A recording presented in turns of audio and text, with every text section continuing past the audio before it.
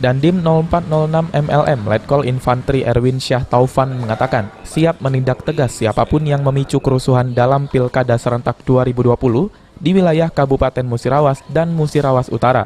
Saat ini menurut Dandim, 5 koramil di Kabupaten Musirawas dan 3 koramil di Kabupaten Musirawas Utara sudah disiapsiagakan membantu pengamanan kepolisian di lapangan.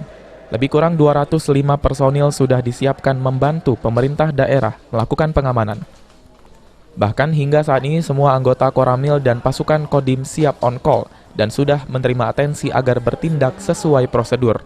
Ini kita sudah masuk tahapan dalam pemilu kada ini. Kita juga sudah bekerja sama, kepolisian juga sudah minta bantuan kepada kita untuk memonitor perkembangan situasi di wilayah. Di Musirawas kita ada 5 koramil yang terlibat, kemudian di daerah Muratara itu ada 3 koramil yang terlibat. Tetapi untuk personil yang berada di koramil kota termasuk Makodim ini juga tetap kita standby kan on call. Artinya suatu saat ada perkembangan situasi kita masih punya pasukan cadangan. Sebagai bentuk pencegahan sejak dini, Kodim 0406 juga telah melakukan pemetaan berdasarkan laporan intelijen dan saat ini unit Intel selalu menyampaikan perkembangan situasi di lapangan. Tri Hajariah, PAL TV.